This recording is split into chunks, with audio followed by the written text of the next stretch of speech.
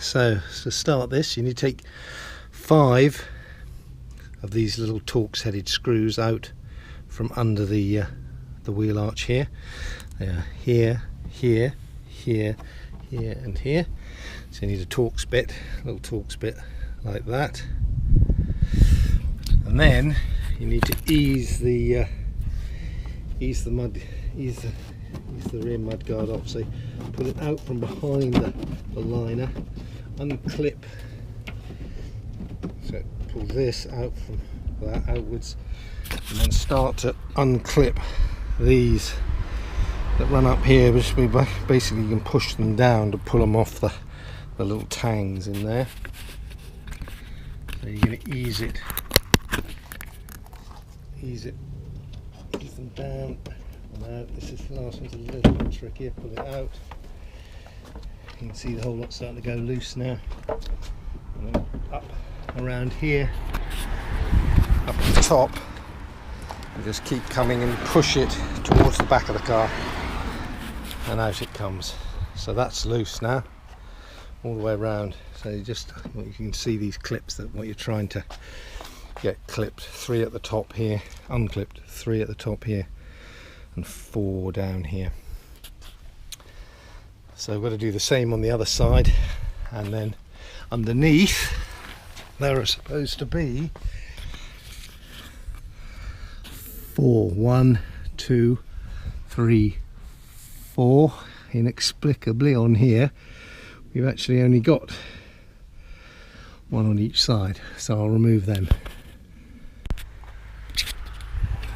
Okay, so we've released these 5 here. We've pulled these out here, released the 5 on this side, and released all of this bumper away off the clips, and started to pull it away just from underneath the trim. There's nothing else holding it there on the top, but for the moment I've left the 2, should be 4 fixings under there, just to stop the bottom falling away. No, you don't want to pull this too far away and risk it breaking the tabs off the bottom.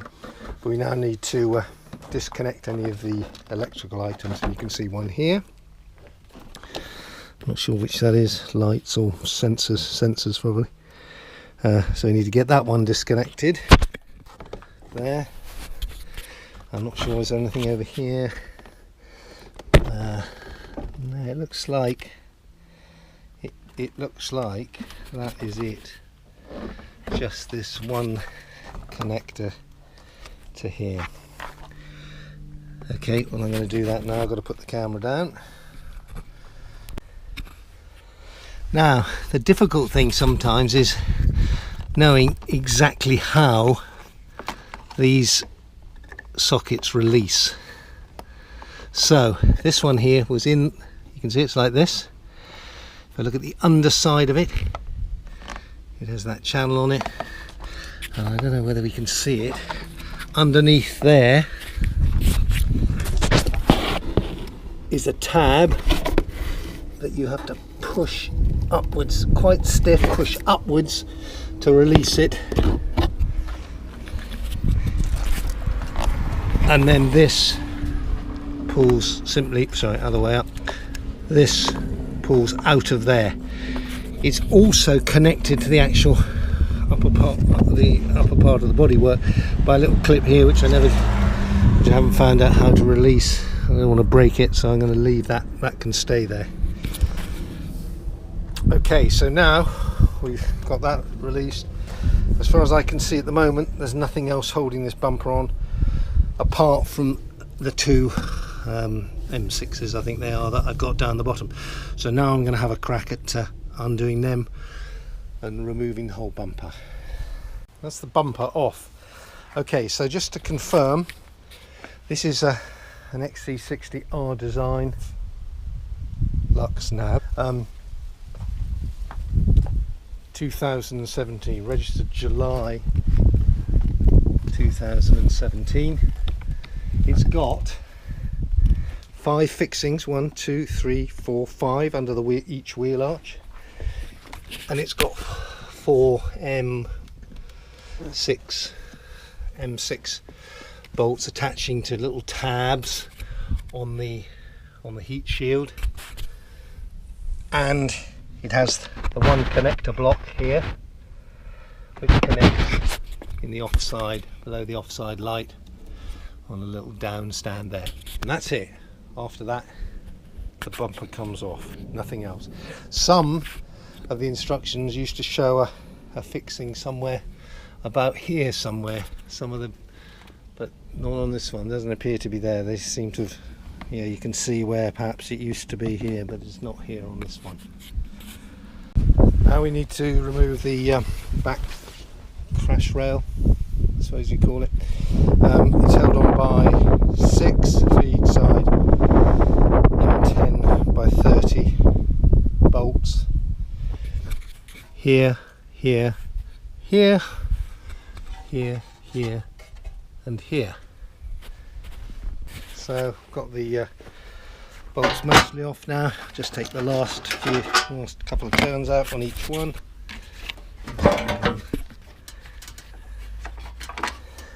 Right, and then this should just lift away. Yeah, lift away. Now, according to Witter, this doesn't actually need to go back on. I presume the tow bar would actually fulfill a similar function, but if it does go back on, they are saying you should space. They give you some washers, large washers, to go on these 6 holes that you put on this face here, just to space this back off slightly, I guess, because if you don't, it fouls the actual Witter tow bar, but we might find that out later. This is the view from underneath. We're going to have to drop the exhaust, so we need to undo there's a bolt here and a similar one the other side. I'm going to get a jack or something just to lower the exhaust down in the control way, and the reason we've got to do that is because we've got to get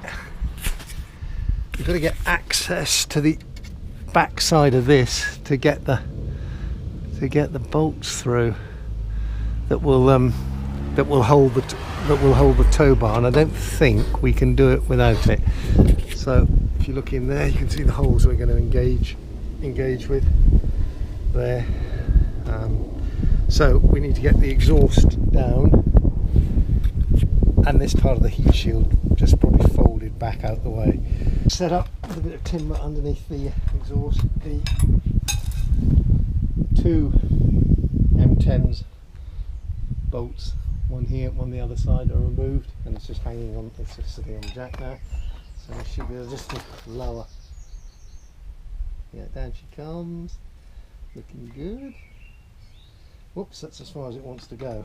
Okay, so let's just, yeah, that's hanging on something, so we'll just take a bit of that up again, just to so it doesn't hang on the joints. That should be enough for us to do what we want to do. Okay, so that jack is just holding that. A bit more maybe. Just a touch more. Okay, so that's sat on there and not straining any of the joints. We can remove, get that. That gives a bit more access there. Same the other side. Then we should be. I mean, it's possible you could get up in there actually, even as it is now. Maybe we'll give that a try. Okay, let's get the tow bar out and see whether it actually fits. Okay, what we have here is the Witter bar for a Volvo XC60 08 onwards up to 17. Although some of the literature says it's only up to 16, but I'm assured by Witter this is the right one, and PF Jones, where the bar came from. So it's designated VL47AQ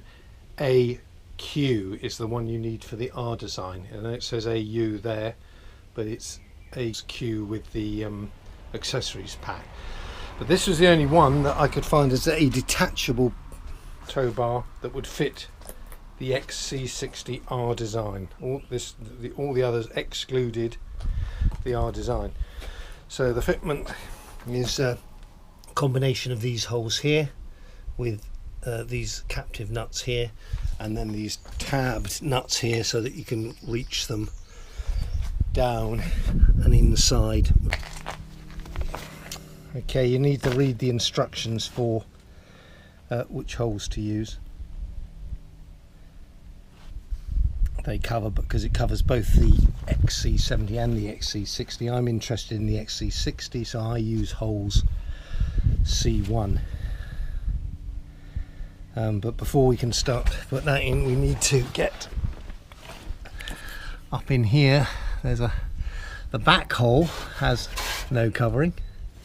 The front hole has a sort of waterproof tab that we need to take off. Okay, so that takes the tab off, and now that should give us access to line the holes up and put the bolts through. So let's give that a go.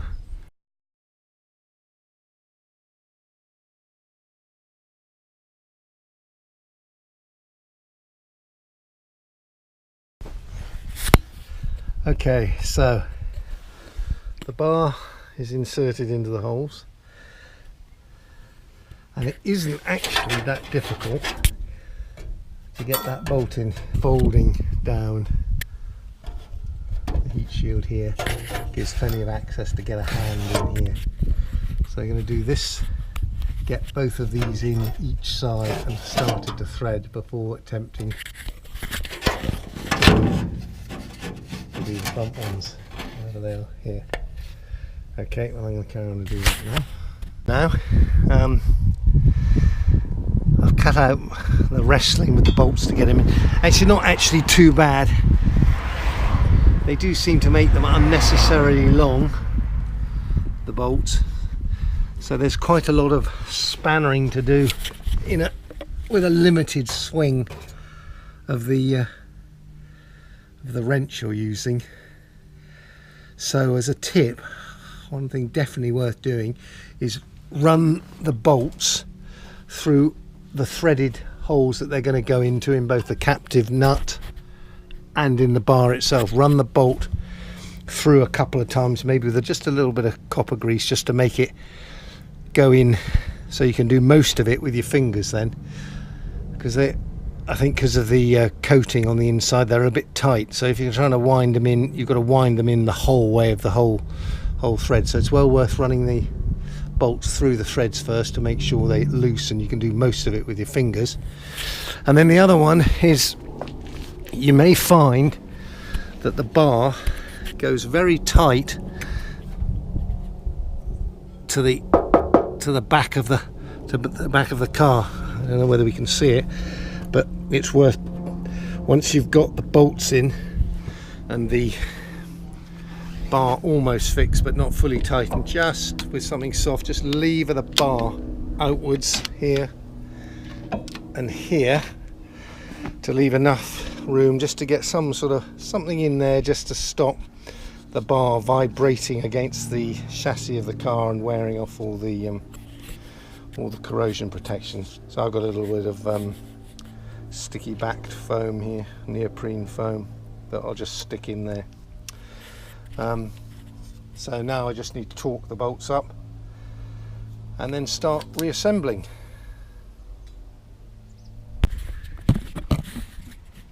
Okay, now to fit the receiver.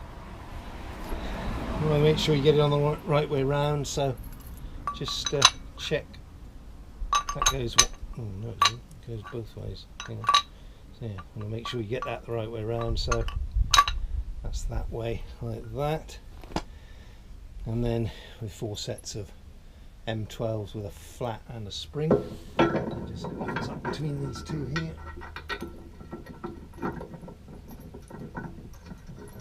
Like that.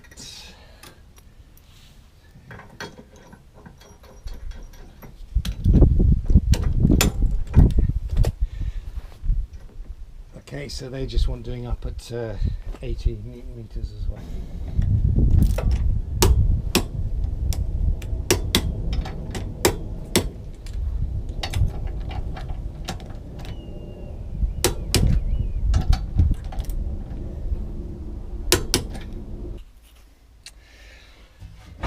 Okay, the question as to whether to put this back on again. Now I think in the Witter instructions it says you can put it back on, but if you do put it back on, you've got to pack it off, or maybe just don't put it back on at all. So if we actually look at putting it on, we can start to see what the problem is. If you do that there, you can see that it doesn't actually, it's binding on the bar somewhere in here. So it looks to me like it would need a bit more than a thick 2-3 mil washer to make that work, although I suppose it would just pull onto it. Let's just give it a try and see what happens. Okay, so what we're going to try and do is put these 6 back in, but with this as a packer between the crash bar and the chassis.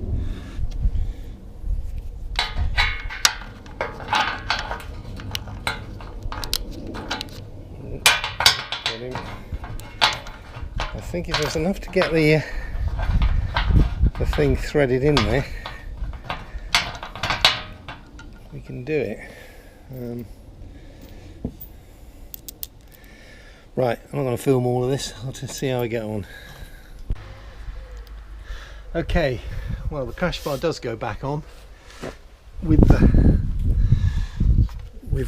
packing washers, but it's doesn't go straight on. It needs a bit of persuasion. It has to be basically wound in on the bolts. I'm hoping there's clearance on the inside of the plastic bumper, that there's no binding there. If it is binding in any way like that, then it's coming straight off again. Okay, so now we need to put the heat shield back and the exhaust support. So I've bent that back into the shape. The heat shield goes up against here, the support sandwiches it in place there, so I just need to jack the exhaust back up again.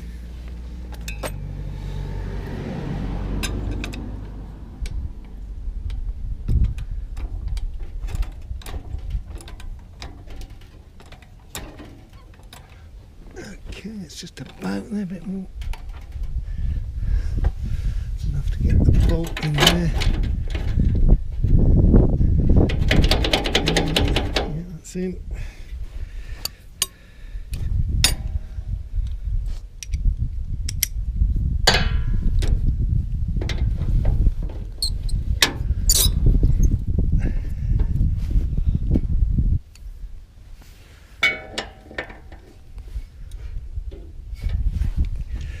Okay, same the other side.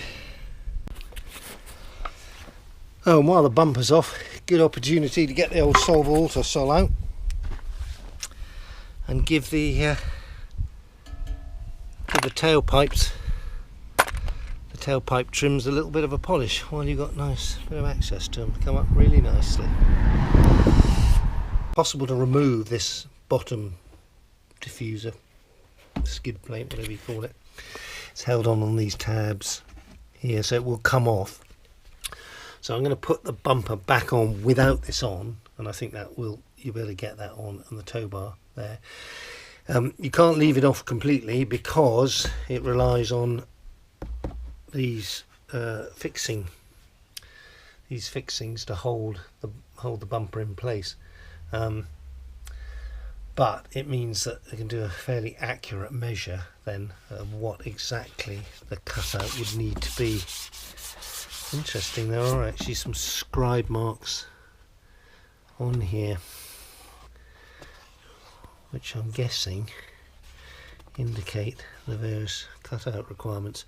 But let's put the main bumper back on and see what that leaves there, because I suspect I'm not actually putting electrics on mine because I just want it for a little bracket which doesn't block the lights. I can get away with a smaller cutout. So let's have a go. Okay, we've got the bumper offered up now. It's just been basically pushed into place here, but not with any of the tabs. Remember that in behind here, don't forget, plug plug the socket back in, you can kind of rest it on here, just hold it on, rest it on there, to actually just make sure the tabs go in place.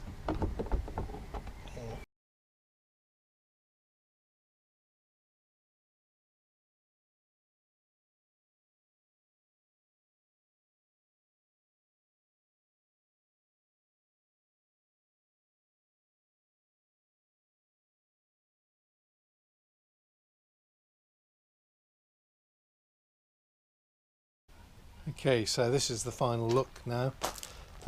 As you can see, the bumper cut is next to invisible, but that is not what Witter actually shows the cutout. This is a cutout I've done because I'm not putting an electric socket on it. So that's what we've got. That's about the minimum you can get away with. The the actual ball hitch will clip up into here, but this space here is simply on the side because you just need a little bit of room on your hand to turn the locking mechanism that locks the tow hitch in place. So that's what it looks like underneath. This I was able to take this piece off, and so I was able to incrementally enlarge this hole till I got it just big enough to do what I wanted. But on the outside, from anywhere sort of above this angle here, you can't see the cut at all.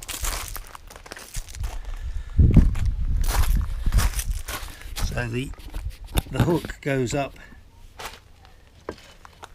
This is not the actual hook that comes with the kit, it's another one from off a Merc. It's a bigger standoff than the one for this car, but you just offer it up in here.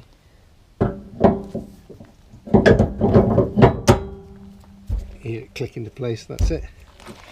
There it is. Okay, as I say, that's a bigger standoff than the actual one for this car. And then to remove it, it's simple. It's a simple matter of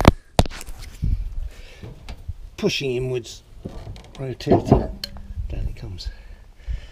That's it.